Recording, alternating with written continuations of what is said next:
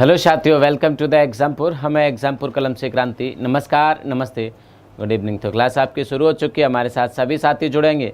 जल्दी से क्लास को एक बार शेयर करेंगे। सभी लोग क्लास को शेयर करेंगे, लाइक करेंगे और चैनल को सब्सक्राइब करेंगे तो जुड़ जाएंगे हमारे साथ सभी लोग। उम्मीद है आपकी दिवाली अच्छी गई होगी, ऐसी उम्मीद है, क्योंकि आप सभी अच्छे लोग हैं। जिसकी भावनाएं अच्छी होती हैं उसका हर कार्य अच्छा होता है, समझ रहे हो। जिसकी सोच अच्छी होती है उसका हर कार्य अच्छा होता है। तो आप लोग सभी अच्छे लोग हैं। उम्मीद है आपकी दिवाली भी बहुत अच्छी गई होगी, आपने बहुत एंजॉय किया होगा। और अब एंजॉय करने के बाद अब वक्त आ चुका है पढ़ाई और लिखाई का। तो पढ़ाई लिखाई कर लेते हैं। आज पहला क्वेश्चन है आपकी स्क्रीन पर। पहला क्वेश्चन है आपकी स्क्रीन पर। क्वेश्चन नंबर 1 है, कह रहा है कि निम्नलिखित कथनों पर विचार कीजिए।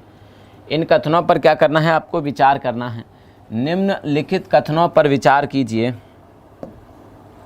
इन कथनों पर आपने क्या करना है, विचार करना है। निम्नलिखित कथनों पर विचार कीजिए।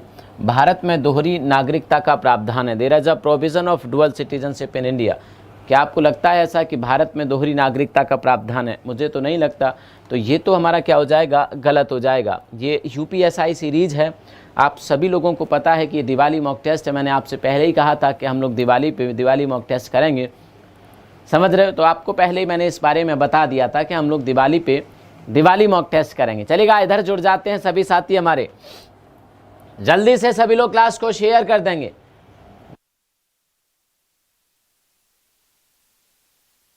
चलिए, तो जल्दी से सभी लोग शेयर कर देंगे। क्वेश्चन है, भारत में दोहरी नागरिकता का प्रावधान है। ये गलत है। दोहरी नागरिकता का प्रावधान भारत में है ही नहीं, समझ रहे हो। तो आगे आ जाते हैं। आगे है, भारत में इकहरी नागरिकता का प्रावधान है। ये बिल्कुल सही है कि भारत में इकहरी नागरिकता है, सिंगल सिटीजनशिप का प्रावधान है।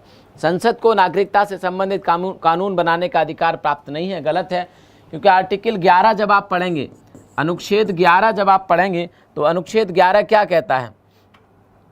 अनुच्छेद 11 जब आप पढ़ेंगे, आर्टिकल 11 जब आप पढ़ेंगे तो आर्टिकल 11 कहता है, क्या कहता है article 11?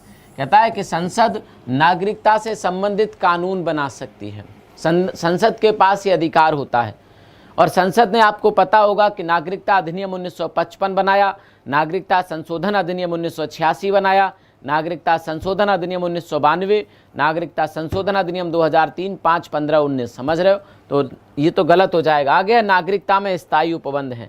There are permanent provision in citizenship. नागरिकता में स्थायी उपबंध हैं। स्थायी उपबंध है नागरिकता में। तो आपको बताना है कि स्थायी उपबंध है कि नहीं। तो पहले अगर आप यहाँ पे अटक रहे हैं, अगर आप यहाँ पे फंस रहे हैं इस क्वेश्चन में, क्योंकि आपको पता लग गया कि ये तो गलत है। पहला देखो, क्वेश्चन करने का तरीका भी बता रहा हूँ। आपको क्या लग गया, पता लग गया। तो ये तो आपका गलत था, ये आपका क्या था, गलत था। ये आपका सही था, ये क्या सही, या ये क्या था, सही था आपका। और आपका ये भी गलत था। तो जिसमें 3 पूछा क्या है कि जो कथन सत्य है, तो इसमें 1 हो और 3 हो, वो तो कट्टा मार देना। ये भी कट गया, ये भी कट गया। समझ रहे आप मेरी बात को, क्या कट गया, ये भी कट गया। अब बचता है आपका, भारत में इकहरी नागरिकता का प्रावधान है, और बचता है नागरिकता में स्थायी उपबंध है।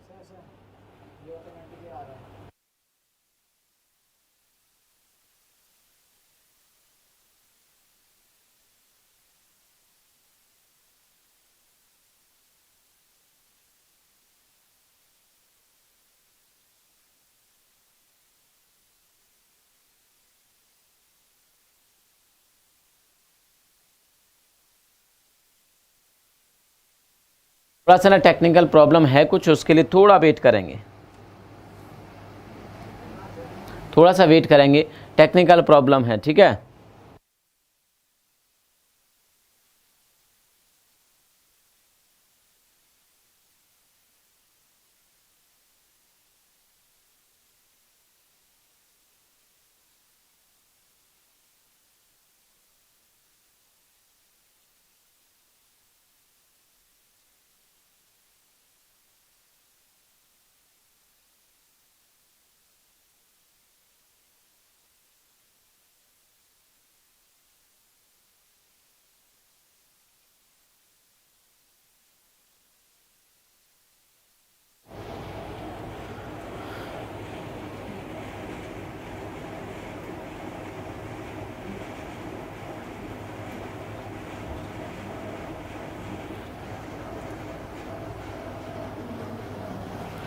चलिए, हो गया।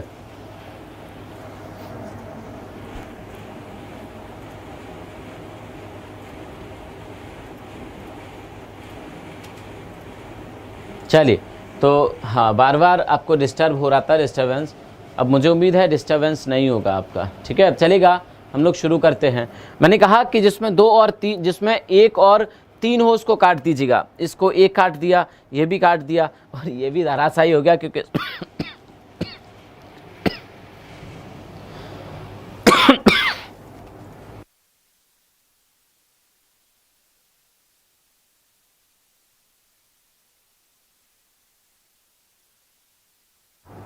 हाँ जी, चलेगा। सॉरी, माइक बंद था आपका।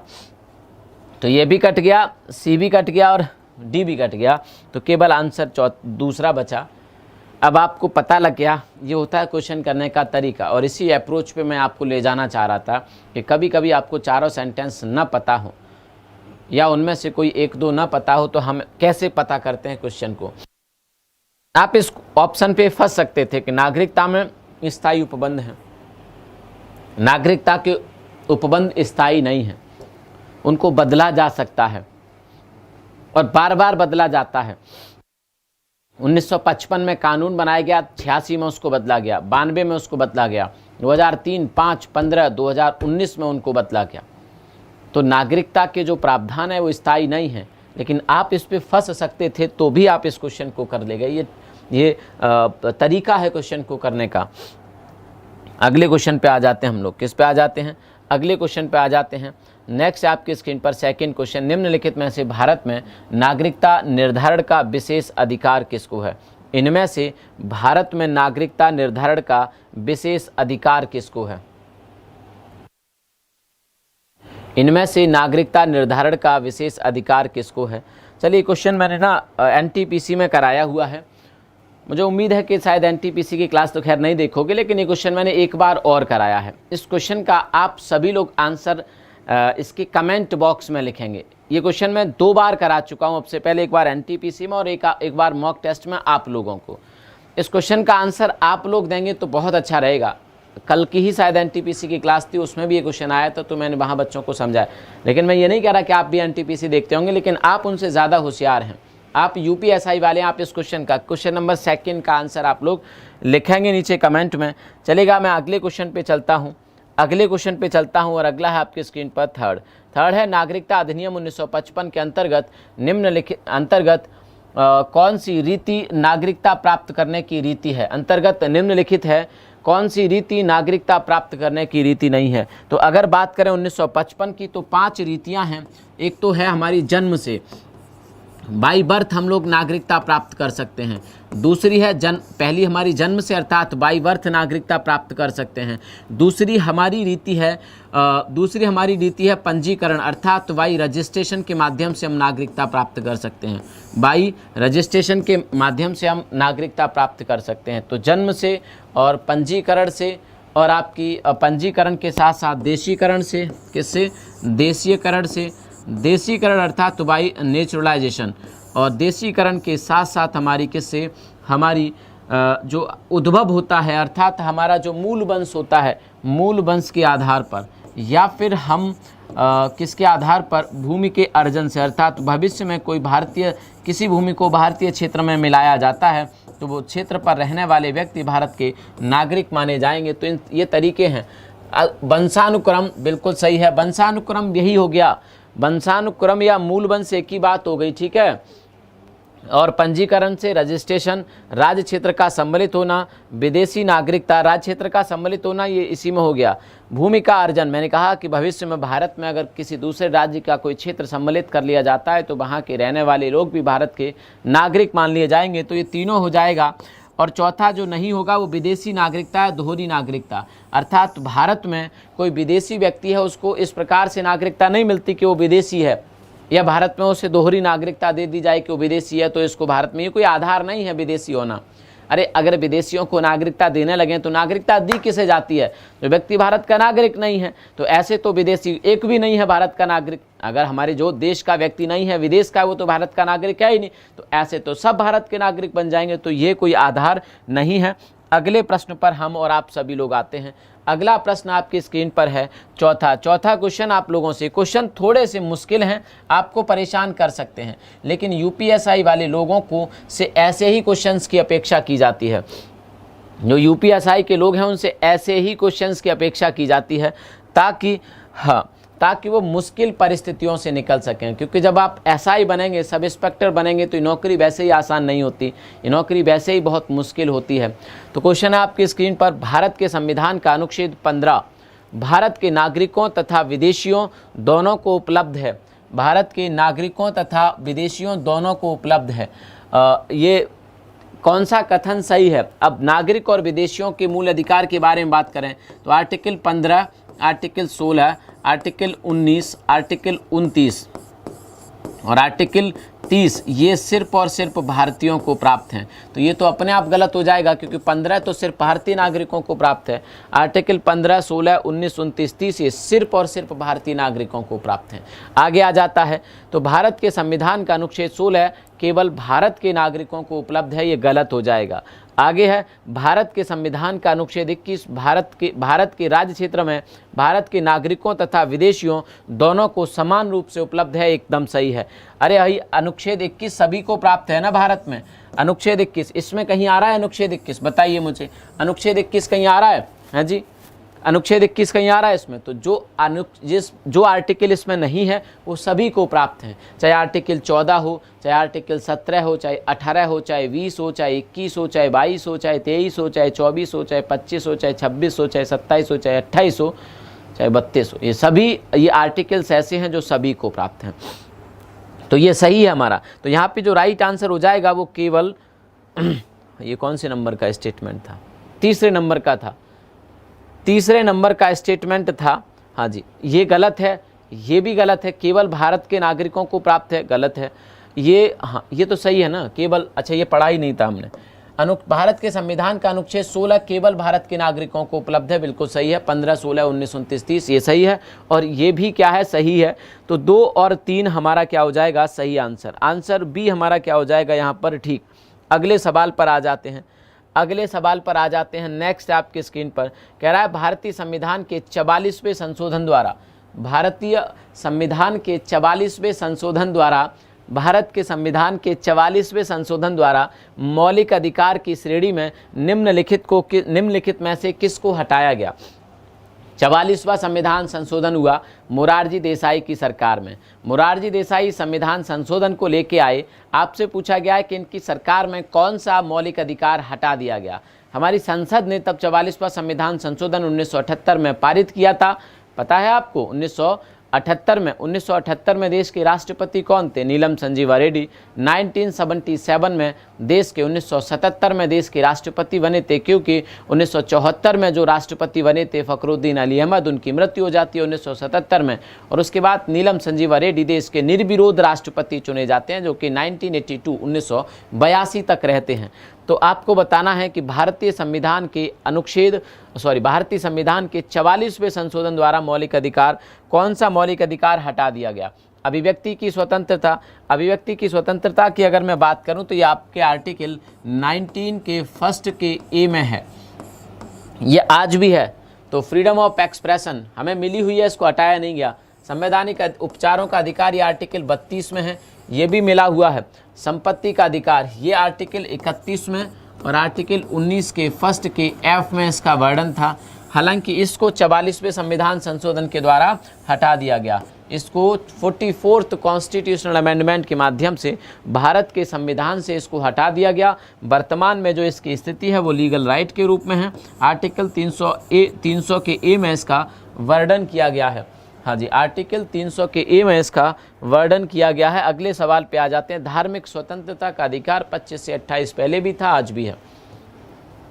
अगला है, किस संवैधानिक संशोधन अधिनियम ने राज्य को आदेश दिया कि 14 वर्ष तक की आयु के सभी बच्चों को निःशुल्क और अनिवार्य शिक्षा प्रदान की जाए। 14 वर्ष से कम के बच्चों को, जो 6 से 14 वर्ष के बच्चे हैं, 6 से 14 वर्ष के बच्चे और 6 वर्ष से कम उम्र के बच्चे, ये आर्टिकल 45 में डीपीएसपी में आते हैं, जहां पर राज्य इनकी देखभाल का प्रयास करेगा। 6 वर्ष से कम उम्र के बच्चे हैं, लेकिन 6 से ज़्यादा वर्ष के जो बच्चे हैं, 6 वर्ष से ज़्यादा उम्र के जो बच्चे हैं, उनके लिए कौन सा संविधान संशोधन करके आर्टिकल 21 के ए में कहा गया कि बच्चों को शिक्षा का अधिकार दिया जाएगा। Right to education is a fundamental right. Right to education is a fundamental right, अर्थात उनको शिक्षा का अधिकार दिया जाएगा, उनको शिक्षा का अधिकार दिया जाएगा। तो इस प्रश्न का आप लोग जवाब दीजिए। तो क्वेश्चन है आपकी स्क्रीन पर, शिक्षा का अधिकार 86वां संविधान संशोधन अधिनियम या 87वां संविधान संशोधन अधिनियम या 88वां संविधान संशोधन अधिनियम। तो यहाँ पर आपका जो सही जवाब हो जाएगा वो होगा क्या, 86वां संविधान संशोधन अधिनियम। समझ रहे हो आप मेरी बात को। 86 अगले प्रश्न पर हम आ जाते हैं, और जिसमें शिक्षा के अधिकार को मौलिक अधिकार बना दिया गया, अर्थात 6 से 14 वर्ष की उम्र के बच्चे, जिनमें 6 से 11 साल तक प्राथमिक शिक्षा और 11 से 14 साल तक प्राथमिक से ऊपर जो जूनियर की होती है, अर्थात माध्यमिक से पहले की होती है, पूर्व माध्यमिक शिक्षा जिसे हम कहते हैं, 6 से 14। अगले क्वेश्चन पे आते हैं, भारत के संविधान को कौन सा अनुच्छेद अल्पसंख्यक वर्गों को शैक्षणिक संस्थान स्थापित करने और उन्हें संचालित करने का अधिकार उपलब्ध कराता है। ये बड़े अच्छे प्रश्न हैं, बहुत अच्छे प्रश्न हैं। यूपीएसआई इससे मुश्किल प्रश्न नहीं बना सकता। बताइए, इससे मुश्किल प्रश्न कुछ एक होंगे, उन मुश्किल प्रश्नों को भी बताऊंगा मैं अगली सीरीज में। अगली सीरीज में सारे मुश्किल सवालों को रखूंगा और बताऊंगा कि वो कितना मुश्किल बना सकता है, उससे ज़्यादा वो भी मुश्किल नहीं बना पाएगा। इस क्वेश्चन का आप लोग जवाब दीजिए कि इस क्वेश्चन का जवाब क्या रहेगा।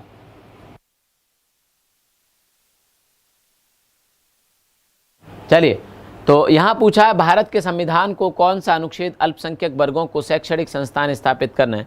देखो, आर्टिकल 29 और 30 में, आर्टिकल 29 और 30 में जो हमारे अल्पसंख्यक हैं, भाषाई अल्पसंख्यक हैं, क्या हैं हमारे जो भाषाई अल्पसंख्यक हैं, इसके अलावा अल्पसंख्यक हैं धार्मिक अल्पसंख्यक जो हैं हमारे, या हमारे जो जनजातियाँ हैं, इनके लिए उपबंध करता है कि इनकी भाषा, इनकी संस्कृति, इनकी कल्चर बनी रहे। इनकी संस्कृति, इनकी कल्चर, इनकी भाषा और लिपि को कोई खतरा पैदा ना हो। तो आर्टिकल 29 में इसके लिए प्रावधान किए गए, और इस प्रावधान से आगे निकलकर आर्टिकल 30 में इन्हें शिक्षण संस्थान, ताकि अपनी भाषा और अपनी संस्कृति को बचाए रखें, उस भाषा और लिपि की शिक्षा लोगों को दे सकें, इसके लिए इनको शिक्षण संस्थान खोलने और उनका प्रशासन करने का अधिकार भी है। ये 10 बार मैंने आपको बता दिया है। तो आर्टिकल 30 में है, ये किस में है, अनुच्छेद 30 में है। हाँ जी, अनुच्छेद 30 में है शिक्षण संस्थान की स्थापना का अधिकार।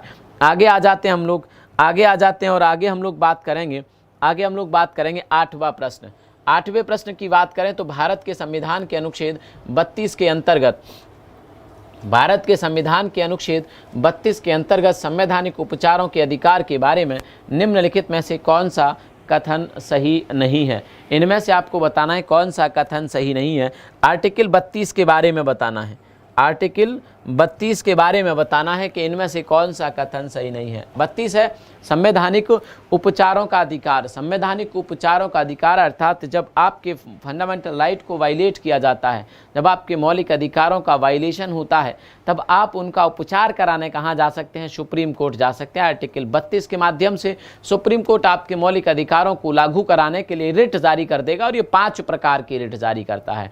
आपको सारी रिट पता होनी चाहिए, और मुझे उम्मीद है पता भी है आपको, और नहीं पता है तो गंभीर समस्या है, गंभीर बीमारी है, इसको ठीक करिए आप लोग। रिट कौन कौन सी हैं, कब कब जारी की जाती हैं, सारी चीजें।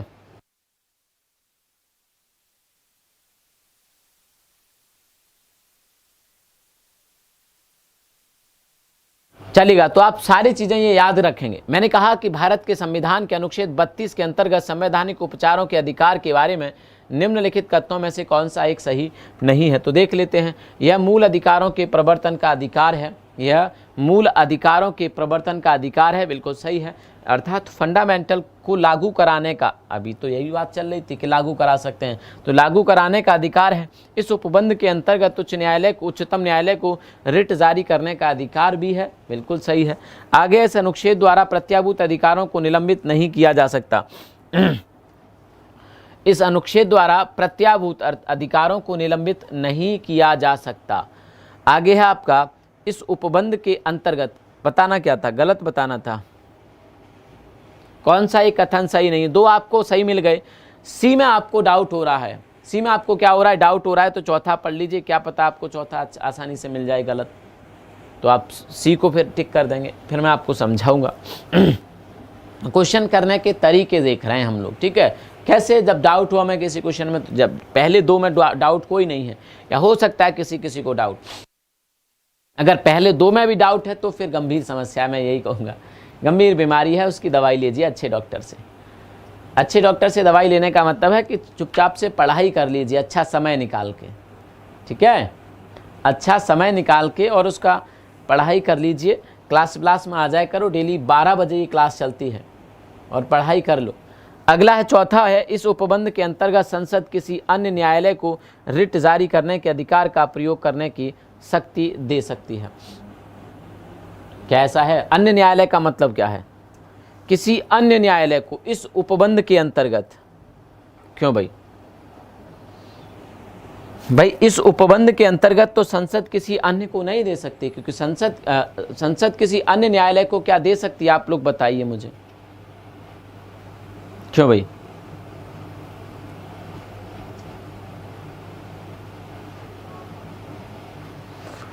चलिए आगे है, इसमें देख लेते हैं, इस अनुच्छेद द्वारा प्रत्याभूत अधिकारों को निलंबित नहीं किया जा सकता। बिल्कुल सही है, निलंबित नहीं किया जा सकता। क्या जो अधिकार आपको दिए गए उनको निलंबित किया जा सकता है? नहीं किया जा सकता, है ना। आगे है, इस अनुच्छेद के माध्यम से निलंबित नहीं किया जा सकता। आगे है, इस उपबंध के अंतर्गत संसद किसी अन्य को रिट जारी करने के अधिकार का प्रयोग करने की शक्ति दे सकती है। गलत, अगले क्वेश्चन पे आ जाते हैं। नहीं दे सकती, ठीक है। हाँ, अन्य न्यायालय का मतलब क्या है? यहाँ पे हाई कोर्ट के पास होती है, सुप्रीम कोर्ट के पास है ही, अब अन्य का किसी डिस्ट्रिक्ट कोर्ट को देगी, डिस्ट्रिक्ट कोर्ट के पास रिट जारी करने की शक्ति नहीं है। आगे निम्नलिखित में से कौन सा एक मूल कर्तव्य नहीं है? इनमें से आपको बताना है कौन सा एक मूल कर्तव्य नहीं है। भारत के संविधान का पालन करना और राष्ट्रध्वज और राष्ट्रगान का आदर करना। राष्ट्रध्वज और राष्ट्रगान का आदर करना, राष्ट्रध्वज और राष्ट्रगान का आदर करना बिल्कुल सही है। हमारा क्या है? ये तो हमारा कर्तव्य है ना, भारत के संविधान का पालन करना, राष्ट्रध्वज और राष्ट्रगान का आदर करना हमारा कर्तव्य होना चाहिए। इसके उलट अगर बात करें तो हमारे जो राष्ट्रीय प्रतीक हैं, जिसमें हमारा राष्ट्रध्वज है, राष्ट्रगान है, इसका अपमान करना भारत में अपराध है, ठीक है। तो ये कर्तव्य है हमारा, इनका सम्मान करें। आगे सार्वजनिक संपत्ति को सुरक्षित रखना, ये भी हमारा कर्तव्य है। आगे भारत की प्रभुता, एकता और अखंडता की रक्षा करना, ये भी हमारा कर्तव्य है, बिल्कुल सही, मौलिक कर्तव्य में आता है ये भी। आगे हमारा अनिवार्य सैन्य सेवा प्रदान करना, ये नहीं है। भारत में अनिवार्य सैन्य सेवा प्रदान करने जैसी कोई भी बात नहीं है। भारत में अनिवार्य सैन्य सेवा प्रदान करना भारत में ये नहीं है। भारत में कहाँ है कि आपको इजराइल जैसे देशों में है, इजराइल जैसे देशों में है कि अनिवार्य सेवा प्रदान करना होता है आपको 3, 4, 5, 6 साल के, लेकिन भारत में ऐसी कोई बात नहीं है कि आपको अनिवार्य सैन्य सेवा देनी पड़ेगी, अर्थात सेना में आपको जाना पड़ेगा। भारत में ये कर्तव्य नहीं है नागरिकों का। तो डी हमारा क्या हो जाएगा यहाँ पर? ठीक आंसर हो जाएगा।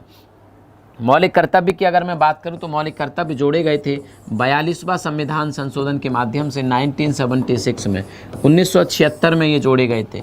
42वां संविधान संशोधन के माध्यम से 1976 में ये जोड़े गए थे, 1976 में ये जोड़े गए थे। समझ रहे हो आप मेरी बात को? 1976 में ये जोड़े गए थे। और अगर मैं बात करूँ 1976 में जोड़े गए, अगर मैं बात करूं आपके लिए तो यहाँ पे एक बात की जा सकती है, वो क्या कि सरदार स्वर्ण सिंह समिति की रिपोर्ट पर जोड़े गए। सरदार स्वर्ण सिंह समिति की रिपोर्ट पर ये आपके जोड़े गए, समझ रहे हो? 10 जोड़े गए थे, बाद में एक और जोड़ा गया, 11 हैं वर्तमान में, लेकिन उन 11 में से ये आपका नहीं है। अगले प्रश्न पे आ जाते हैं।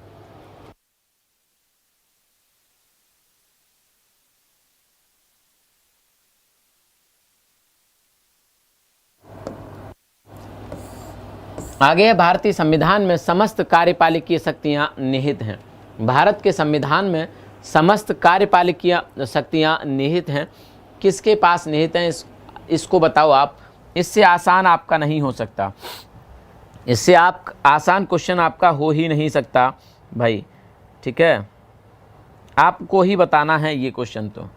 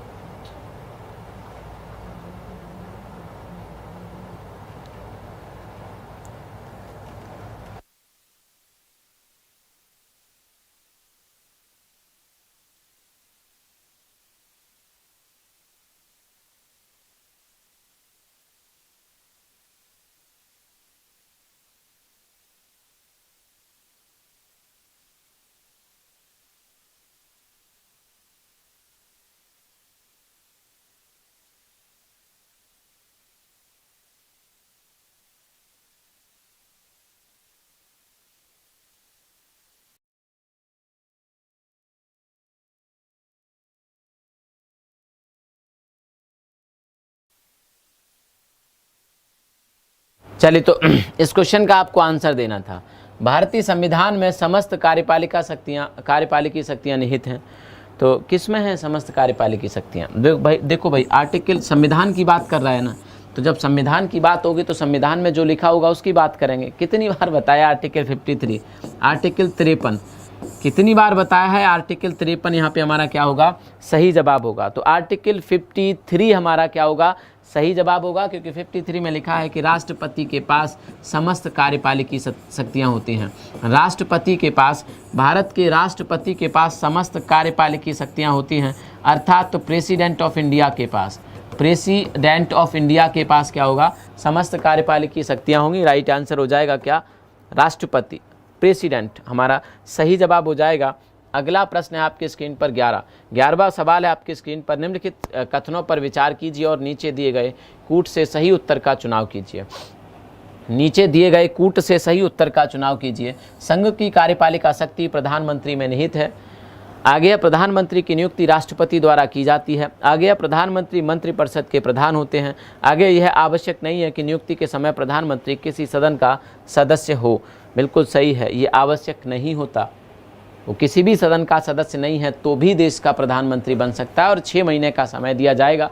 6 महीने में वो सदस्य बनना चाहिए उसको, 6 महीने का समय उसको दिया जाएगा। तो ये ठीक है। प्रधानमंत्री मंत्रिपरिषद के प्रधान होते हैं, ये भी ठीक है। प्रधानमंत्री मंत्रिपरिषद के प्रधान होते हैं, ये भी ठीक है आपका। और आगे अगर मैं बात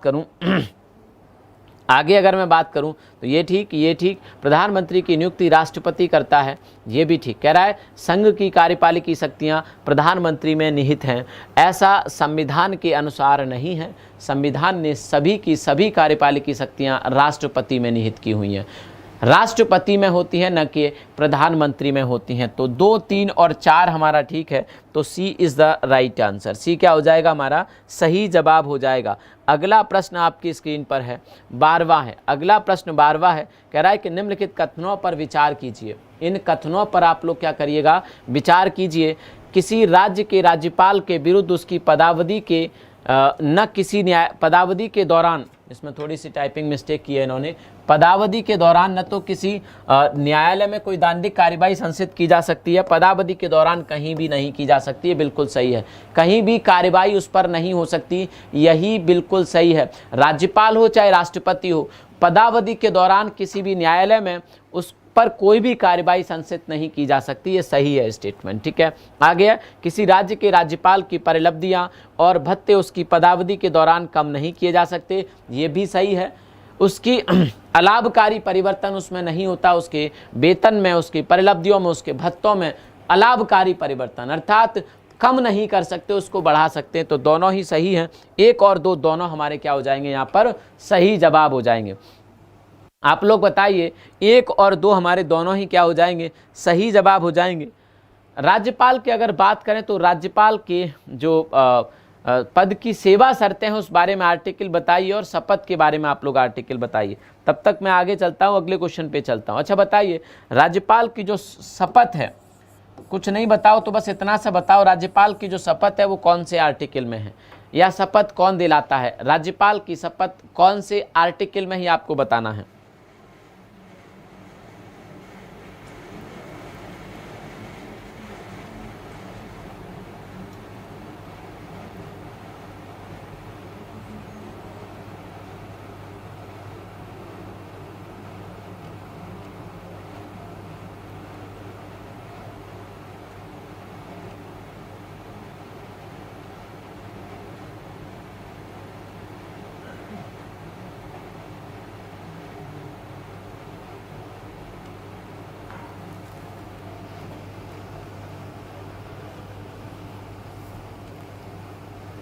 चलिए, तो शपथ के बारे में आपको बताना था, शपथ के बारे में आपको बताना था।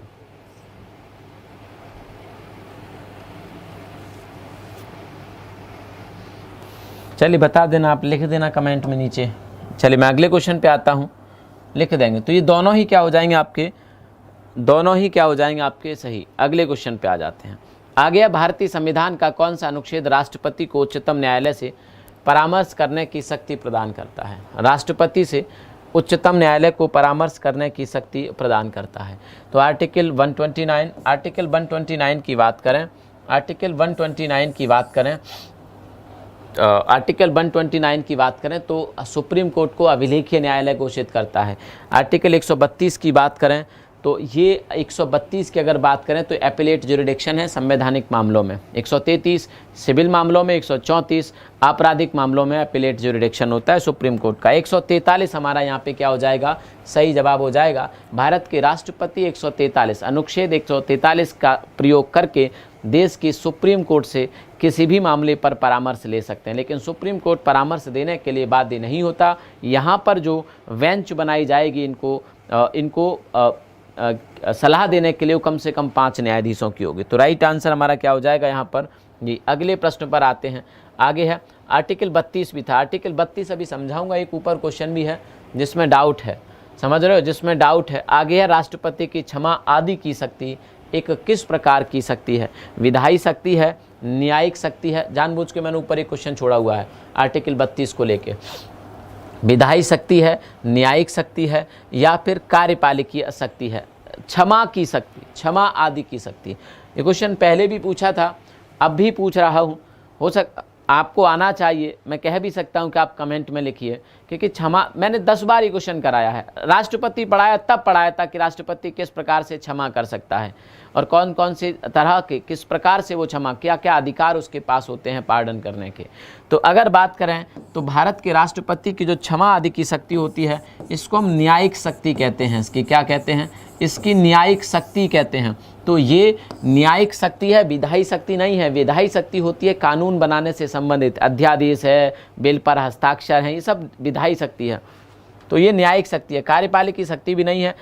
जब बी आंसर ठीक है तो डी तो ऑब्वियस ये बात है नहीं होगा।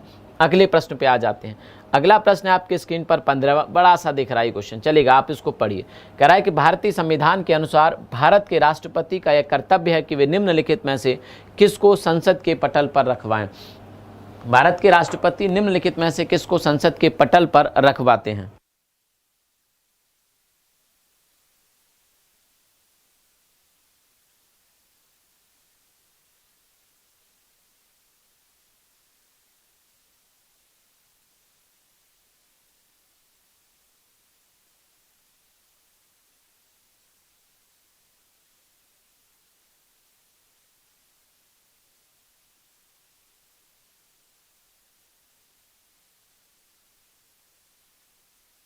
चलेगा, तो हम बात कर रहे थे भारतीय संविधान के अनुसार भारत के राष्ट्रपति का एक कर्तव्य है कि वे निम्नलिखित में से किसको संसद के पटल पर रखवाएं। बहुत सारी रिपोर्ट रखवाते हैं, कैग है, यूपीएससी, इन सब की। तो संघ वित्त आयोग के आयोग की सिफारिशों को बिल्कुल सही है। लोक लेखा समिति के प्रतिवेदन को, लोक लेखा समिति के प्रतिवेदन को ध्यान से समझना। आगे देख लेते हैं। नियंत्रक एवं महालेखा परीक्षक के प्रतिवेदन को, बिल्कुल सही है। राष्ट्रीय अनुसूचित जाति आयोग के प्रतिवेदन को, बिल्कुल सही है, बिल्कुल सही है। अब ऑप्शन देख लेते हैं, ऑप्शन देख लेते हैं, क्योंकि ये लोक लेखा समिति है। लोक लेखा समिति की जो रिपोर्ट होती है वो तब बनती है जब कैग की रिपोर्ट आती है, और कैग की रिपोर्ट राष्ट्रपति को मिलती है, राष्ट्रपति उसे संसद में रखवाते हैं और लोक लेखा समिति उस पर अपनी चर्चा करती है। चलेगा, आगे देख लेते हैं, इसमें आगे देख लेते हैं। अब आपको बताना है कि वो किसकी रिपोर्ट को संसद में रखवाते हैं। तो आपके संघ वित्त आयोग की सिफारिशों को संसद में रखवाते हैं। लोक लेखा समिति के प्रतिवेदन को नहीं, वो नियंत्रक एवं महालेखा परीक्षक के प्रतिवेदन को, राष्ट्रीय अनुसूचित जाति आयोग के प्रतिवेदन को रखवाते हैं। तो यहाँ पर आपका क्या हो जाएगा, यहाँ पर आपका जो जवाब सही होगा वो 1, 3 और 4 हो जाएगा। 1, 3 और 4 हो जाएगा, समझ रहे हो। 1, 3 और 4 अर्थात सी इज़ द राइट आंसर। अब ऊपर वाले क्वेश्चन पे आ जाते हैं। ऊपर वाला क्वेश्चन क्या था आपका, ऊपर वाला क्वेश्चन था आपकी स्क्रीन पर, हम देख लेते हैं दोबारा से उस क्वेश्चन को।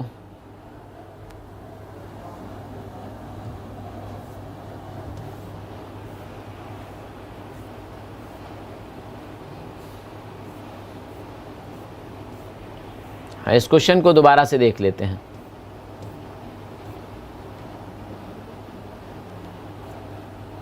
एक था 32 का लेके गए।